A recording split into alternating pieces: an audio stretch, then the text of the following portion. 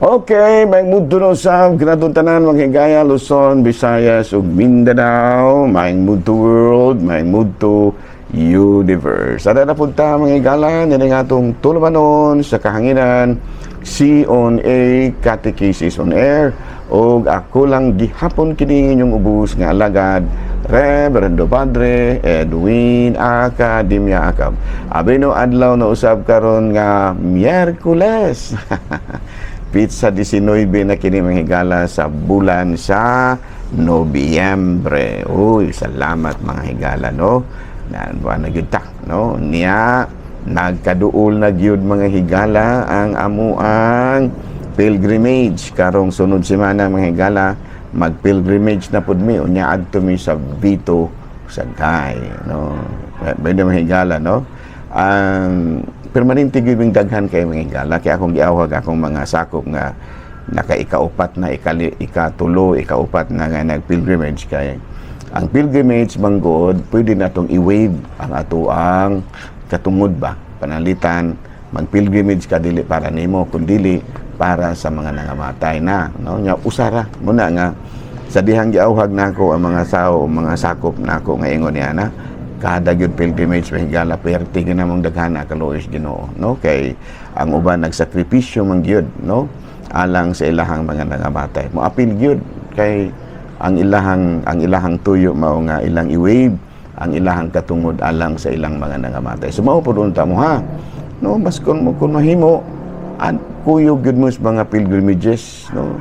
Daghana gyud ninyo, no? Kung ako pag daghanon gyud nako kay daghan baya kay kog mga angay luwasunon dito sa purgatorio. Ano, no? Pero siguro hagyan ang mga prerequisites ha. Intention sa obispo, mga umpisal, mga lawat. No, ana no, paghuman magkuan na dayon. Ha, klaro ha. Sige na hala, no? Abi na padayon ta mga higala, ari kita sa atuang CBCP News, balitang simbahan ni ining kamuntuhon. Bishop Raul Dael sa Tandag mipadayag sa iyang dakong kasubo tungod sa kalisdanan nga nahiaguman karon sa mga kabus tungod sa grabing korupsyon nga naglambigit sa pipila ilabi na sa mga anaa sa pangatungdanan sa gobyerno. Nahitabo kini atol sa misa sa ikalimang adlaw sa novena alang sa kapistahan sa Birhen sa Rigla sa Lapu-Lapu City. No, matud pa ni Bishop Dael dako kaayo nga kasubanan karon tungod lagi kay ang pinakagrabe gyud nga napiktuhan ini mga korupsyon karon mao gyud ang mga pobre nga nahiagom sa ubay-ubay nga mga kalamidad tungod sa mga ghost projects nga nagpanghitabo. Balita mga higala gikan sa Vatican, world leaders must heed the cry of the poor. No peace without justice. Mao kini ang pamahayag ni Pope Leo XIV atol sa World Day of the Poor. No, gihinumduman pagud niya ang mga kaigsuonan naton mga Kristiyanos nga kasamtangan karon nga ginalutos didto sa nagkalain-laing mga nasod sa mapananglit sa Nigeria ug uban pang mga nasod nga diin murag ilang gikasilagan ang mga Kristiyanos. Mao kadto mahigala mga balitang simbahan ni ining kamuntuhon. Ug ari kita manghigala sa atong Saint of the Day. Bueno, ang atong Saint of the Day karon sigon diri sa atong listahan mao si Saint Agnes of Assisi. Abino kini mahigala si Saint Agnes of Assisi mahigala manghud kini.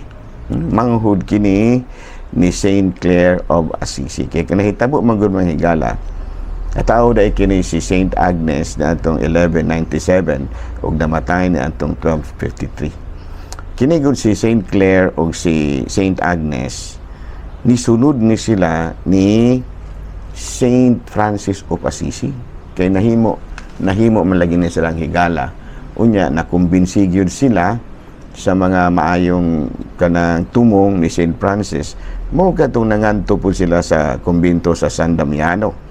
Nahimo man lagi kini Abi in Montesili unya matud palagi gikuha gini sila sa ilang mga ginikanan kay pauli una unsa man tawo mong kamo man gyud in taong duha ang nagkuan nagnisunod ni San Francisco nagmadre pud sila Muna nga ilang gi aswat pastilan kay bali man jong bugata.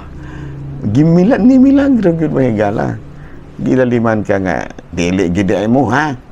Gamitan na namo dili man daig yung madala pinaagi sa tinarong. Ari na lang mo sa inaswatay. Ilang gi pang aswat ang duruha ka mga managsuon. Karon kay pirti man jong bugata.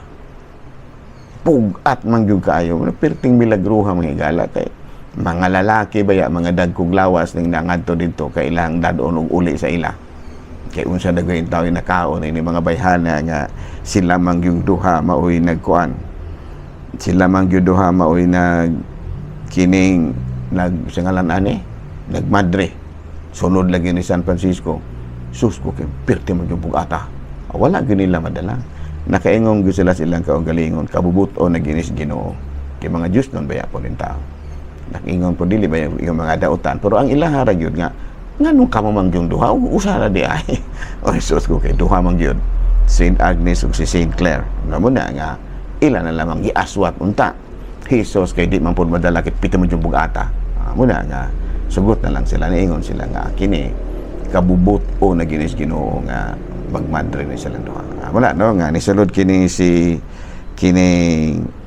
Saint Agnes sa Abbey in Monticelli na niya namatay siya niadtong 1253 niya nagi-canonize niadtong 1753 nga santa gyud taon no hala no padayon ta mga higala sa ato nga mga buhatonon ni ining kamuntuhon abi no ari na ta mga higala sa atong catechism on sa may ato ang karong topic abi no ana rin gyapon tas istorya gamay mahigala no kini bitaw ako sa una mahigala ang primero gyud akong assignment sa Seattle no kuan na to 1995 na to unya lagi pag kuan na pag unsa ngalan ana pag reshuffling na mga 2 years ako Seattle na dito ko na-assign sa Bayawan kami ni Monsignor Larry no Monsignor Larry okay ra pud kay dito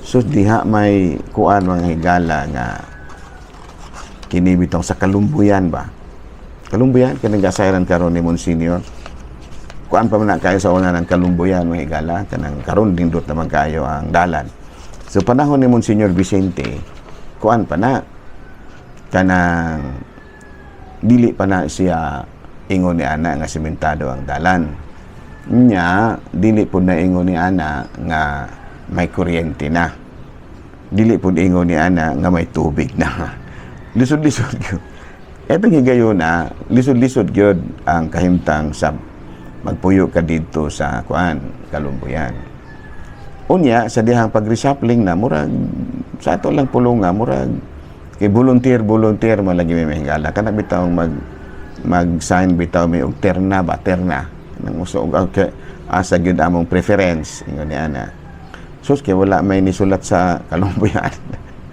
wala may nibutang sa terna so niingon na lamang in taon si Monsignor Vicente nga wala man ginipili di ay sa Kalumbuyan ari na lang jud ko diri hangtod ko mamatay mura pud in taon og nagsakripisyo na lang pud in taon ba murang inana ang mga pare sakripisyo gyud mingon si Monsignor Vicente anhing ha nga wa may nipili sa Kalumbuyan ari na lang jud ko din harod ko mamatay tigulang na siya mo jud natandog ko mga gala no natandog ko so di volunteer ko una hinungdan nga naabot gyud ko Kalumbuyan pag-abot ako dito wala po ko makunahuna kay anad kapobrehon mga gala ako wala man ko nagtubo sa kaharuhay kay ultimo nga bisan tuod ko na nga akong papa maestro pero dili gyud kaayo well off ang pagka-maestro sa una igo-igo ra makakaon mo eskwela pero ingon nga daghang kwarta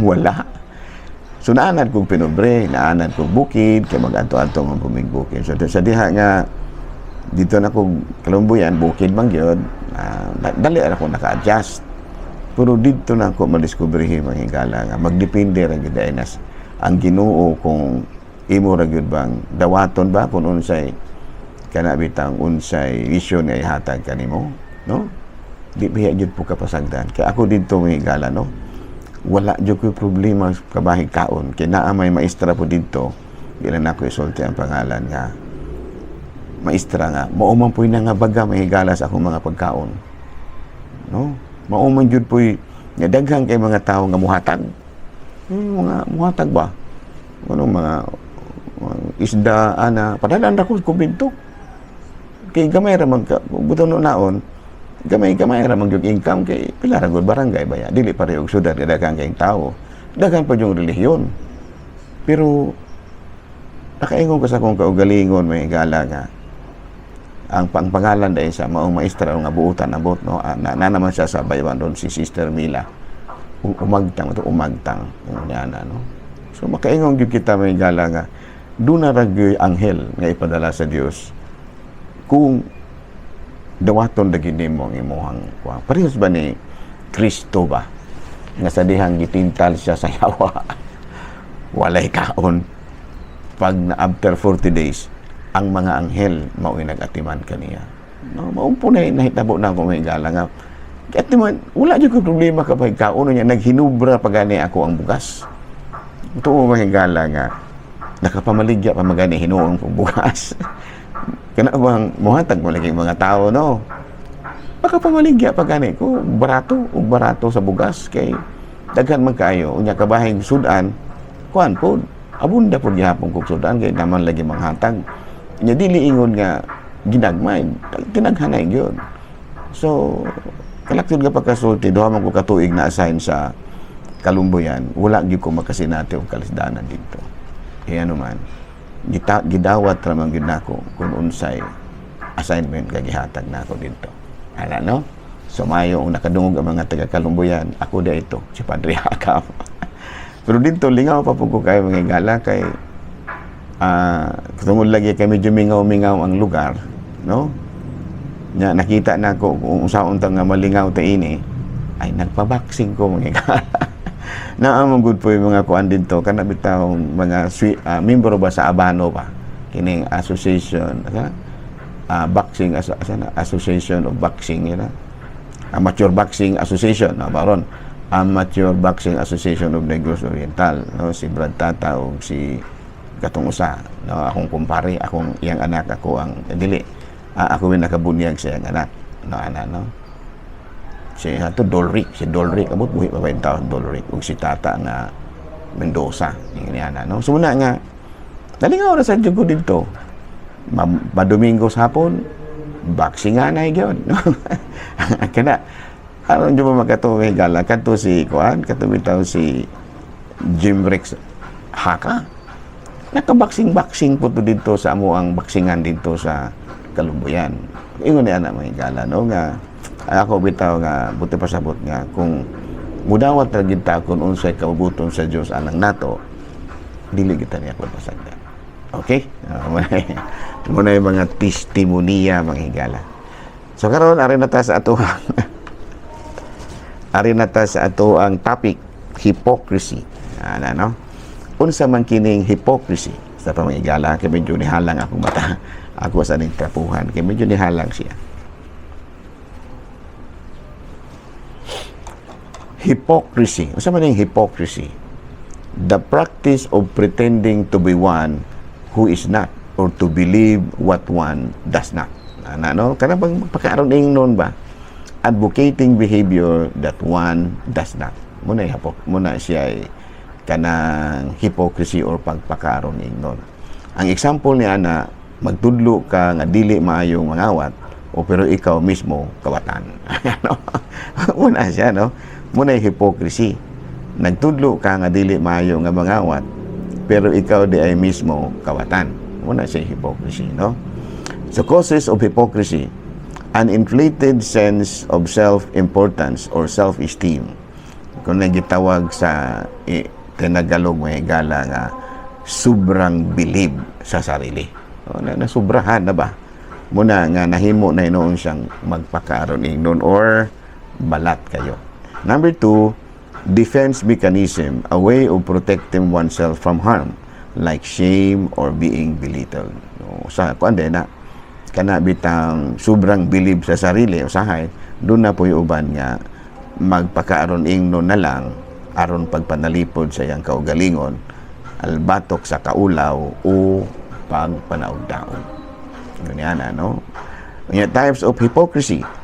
Number 1, hypocrisy towards deeds. Sa ato pa kanang pagpakaaron ingnon diha sa mga buhat. Not performing works property but reports otherwise. Sa ato pa kanang bitang trabaho ba nga patrabahoon mo pero wala ka ni trabaho. Pero ang problema kay pag-report nimo niingong ka nga gaghimo nagtrabaho kag maayo. Pero sa tinuod di ay wala. Murag familiar kay nato. Murag familiar kay nato na mga higala kini mga ghost projects. Murag ingon-ingon ana mo na hypocrisy towards deeds. Unya number 2, hypocrisy towards others. Being double-faced, double-tongued. He praises someone in their presence, then behind their back, he denounces them and tries to cause them pain and harm. Kuan day na kanang pagpakaaron ingnon diha sa uban, no? Mo na gitawag na tong hypocrisy towards others. Kana bang double face, kana bang maayo ka sa atubangan pero sa luyo di ay imong gisaway. Ano nya makahatag og kalisod sa uban. Kay imo maggidaot kana bitang sa atubangan maayo kay ka pero sa luyo di ay imo day siyang gidaot. Nya makahatag pud kini kanang epekto sa relationship. Number 1 effect is resentment and mistrust. Kana bitaw wala na yung salig nimo kay sao man anang mayra man kas atubangan pero sa luyo mo tirada man pud ka. Number 2, abusive to the trust of others and often will play upon the trust to get what he wants. So sa ato pa kana bitawng gisaligan gyud ka unya wala di ay nimo kana bitawng imong gibudhian ang pagsalig sa uban. Ano muna siya mga kanang usa sa mga kinaiya nga angay natong likayan. Unya usaon man nato ni. Now, dealing with hypocrisy, first try to determine what type of hypocrisy you are dealing. Sa to pa, kung magkaatubang ka og mga taong tigpakaaron ingnon, siguro usa kun unsang type ng iyahang pagka-hypocrisy. Towards deeds ba o towards others? Aron nga makuha gyud nimo ang unsay angay nga buhaton. I-check and counter-check and be careful not to confide secrets to them. No, muna nga katong mga mapakaaron ingnon ayaw gyud sultihin ang mga sekreto kay isugilon gyud kana, no? How to overcome hypocrisy? Stop thinking that you need to abide by other people's rule and what they tell you to do. This is how most people fall into the hypocrite category, no? Stop thinking that you need to abide by other people, no? Sa to pa ayaw gyud kana bitang to abide with other people nga mura ba ayaw gyud na ni anang hunahuna nga mag-agad ka kung unsay ikasulti sa uban, no? Kana bang unsa dagi ikasulti sa uban ini wala gyud na siya, no? O niya kay mo na kalagmitan nga magpakaaron ingno na lang ka na dili murag dili baka makadawat sa imong kaugalingon ba mag-agad gyud ka kung unsay isulti sa uban. Muna nga usahay magpakaaron ingno na lamang ka kapalitan ikaw pobre ka nya maingon nga sus dili na hinuon niya ako dawaton nila kay pobre man di ay ko ano kinahanglang magpadato-dato jud ko ani mo nang maningkamot jud ka labi na mga batan-o no na ano mga batan-o nang ana no nga kinahanglan nga gwapog jud ko kaig cellphone kay abi pa lamang poor naman na in taon ang inahan nagbakutot na in taon og kuano niya ipamalit na daig gwapong cellphone no unless you've experienced something reserve your opinions. Ato pa kung aron dili ka mamahimo nga bakakon or hypocrite kung wala kinahanglan na ang imong opinion ala nagtingog, no? Kay naman yung uban nga musulti-sulti yun aron inong bright. Unless you've experienced something reserve your opinions or stare. Ato pang ubang gusto maging uban nga inong bright mo na nga murag sana sa ato pa na all knowing, omniscient ayaw na no nya grumbling behind people's back ayaw gyud ayaw bagulbol sa luyo sa tao niya. Stay grounded there's no need to put someone down to make yourself feel better. Ato pa, be grounded. No? Dili na kinahanglan nga imo pang yatakan ng uban para mutaas ka. Klaro? And that's how to overcome hypocrisy. Klaro na na. Abino din nila sa takatukuto bahigala ha. Ako ra gihapon kini ang iyong ubos nga alagad, Reverendo Padre Edwin Academia Acab, mana milit na usab kaninyo ug manalangin kanato ang Dios makagahom sa tanan. Amahan, Anak, Espiritu Santo. Good noon, Pilipinas.